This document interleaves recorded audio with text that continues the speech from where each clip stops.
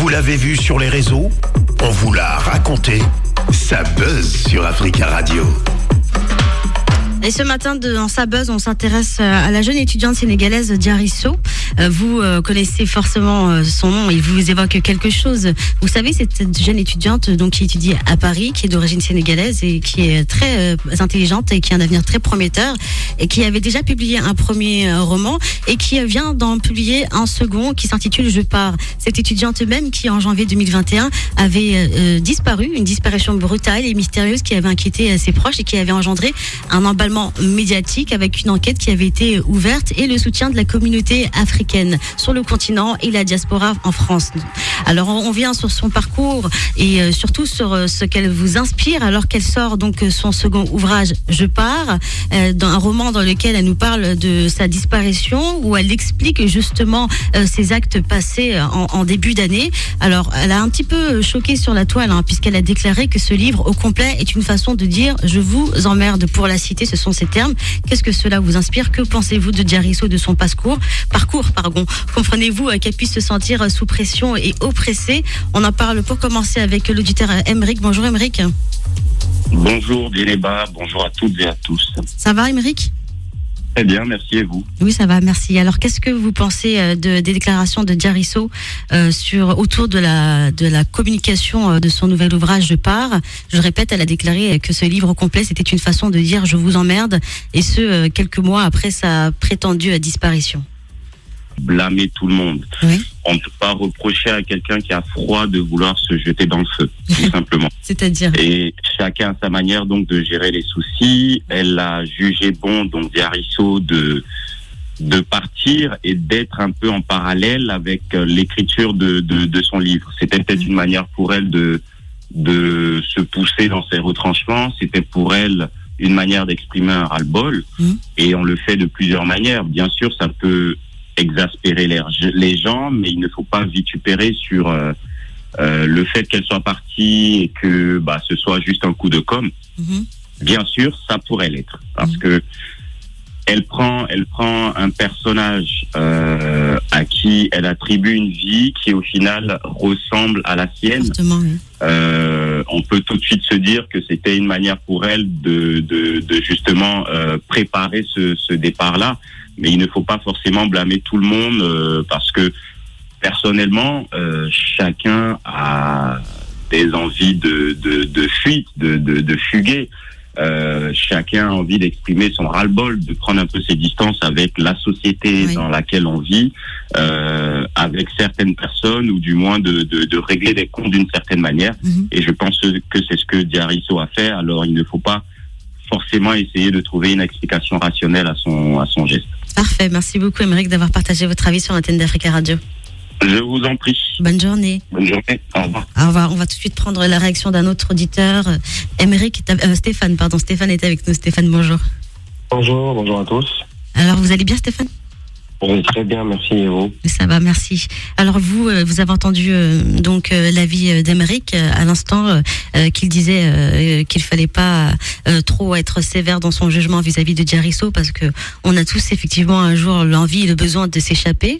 Elle peut être entre un coup de com' et un coup de ras-le-bol. Vous vous positionnez comment par rapport à sa communication et aux événements qui se sont passés autour d'elle? Déjà, c'est dans son deuxième roman, parce que son deuxième livre. Oui, je pense que son éditeur Robert Laffont a clairement résumé que c'était sur fond de drames familiaux que ce livre se joue en fait, et qu'elle était à la recherche d'elle-même. Oui. Donc je pense qu'il y a beaucoup de choses que nous ne maîtrisons pas dans l'histoire. Oui. Effectivement, nous connaissons la personne publique, la jeune étudiante très brillante et très prometteuse. Exactement. Effectivement, le monde entier, l'Afrique et le Sénégal en général ont le droit d'avoir autant d'espoir sur cette jeune fille, oui. Mais en dessous, on ne sait pas ce qui se passe exactement, parce qu'elle-même, elle dit qu'à un moment, sa disparition était un moment de répit, oui. Qu'elle avait envie de se retrouver, qu'elle a envie elle se cherche, en fait. Et dans le premier roman, je pense qu'elle attirait déjà l'attention sur cette tension-là. Sur le visage d'un ange. Voilà. Et là-dedans, ça racontait l'histoire d'une femme-enfant à la soif de vivre importante, qui était fugueuse en plus. Donc, je pense que quelque part, il y a quelque chose qu'on ne maîtrise pas. Je pense que c'est une jeune fille qui est peut-être tiraillée entre plusieurs tensions, aussi bien sociales qu'internes, et qu'à partir de ce moment, le destin qu'on veut lui forger n'est pas forcément celui qu'elle va embrasser, ou sous cette forme-là, ou avec cette pression-là. Donc, moi, je me mets à sa place. Une jeune fille de 20 ans.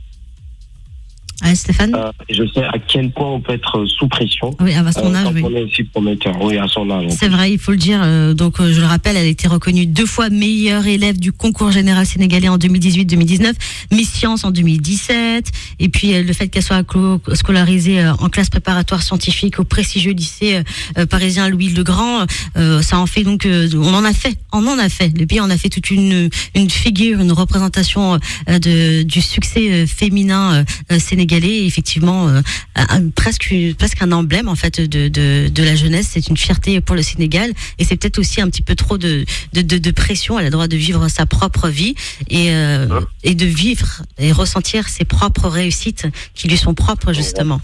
Merci beaucoup Stéphane d'avoir apporté votre avis sur l'antenne d'Africa Radio. Bonne journée. Bonne journée, au revoir. Au revoir. On va prendre un autre auditeur, Charlie. Bonjour Charlie. Bonjour. Alors du coup, Diarisso a déclaré: j'ai voulu provoquer de la répulsion, de l'incompréhension, du dégoût, peu m'importe tant que ce n'est pas de l'indifférence. Qu'est-ce que vous inspire cette déclaration? Bon, je vais peut-être essayer d'emboîter les pas à mes prédécesseurs qui ont essayé de faire une analyse objective par rapport aux déclarations de notre jeune sœur, si pas notre fille. Vous savez, c'est une nouvelle génération. Nos parents qui sont allés étudier en Europe, ils ont vécu déjà sous la colonisation et après la colonisation, cette pression continue. Mais il n'y a pas de gens qui ont eu le courage de le dire, de dévoiler, c'est que les Noirs qui quittent notre continent pour aller étudier, et ils étudient dans quelles conditions, quelles sont les pressions qui sont en train, les pressions qu'ils subissent, parce que ils doivent réussir. Donc l'échec ne peut pas arriver parce que ils ont été envoyés avec une bourse et tout ça là. Donc c'est la pression là. Oui, personne n'a eu le courage de dévoiler ça. Mais peut-être nous aurons maintenant l'opportunité de comprendre ce que les gens, le noir, qui quittent l'Afrique pour aller étudier en Europe, ou bien aux États-Unis, ou partout là-bas, ou bien en Asie, c'est qu'ils subissent comme pression. Oui. Parce qu'on peut seulement comprendre ce qu'elle a dit en lisant son livre, son roman, qu'elle vient de dire. On comprend. Si elle dit « je vous emmerde », elle dit ça à qui? À nous, ses frères, aux gens qu'elle a trouvés et aux gens qui lui faisaient cette pression-là. Tout ça là, il faut se poser des questions. Très bien, merci. Donc elle ne peut pas le dire comme ça. Vous savez, rentrer chez soi, ce n'est pas un problème. Si elle a créé ce qu'elle a créé là, c'est parce qu'elle voulait attirer l'attention. Ça c'est une certitude, elle le dit elle-même de toute façon, effectivement. Oui, parce qu'elle pouvait quitter. Elle pouvait quitter la France pour rentrer chez elle au Sénégal.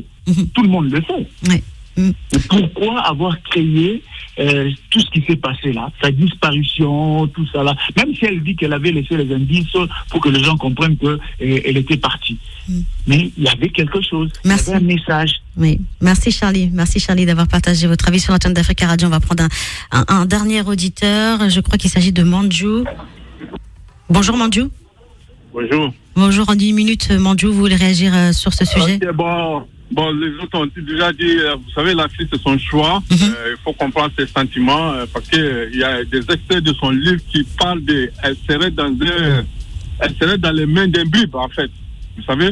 Vous savez, des bribes, qui cherchent les piranhas, quoi. Après, c'est son choix. Mais de là, aller dire, on vous emmerde, parce que si les gens s'inquiétaient pour elle, c'était par rapport à elle-même. Maintenant, si elle a des sentiments pour, elle a le choix de faire sa vie. Parce on aura vu René, Céline Dion et son René. C'était pas la fin du monde, quoi. Chacun est libre de faire ce qu'elle veut. Merci beaucoup. Merci Mandjou d'avoir partagé votre avis sur l'antenne d'Africa Radio. Merci. Et c'est avec votre avis que s'achève le Sabuzz d'aujourd'hui. On se retrouve dans quelques instants sur Africa Radio. Africa.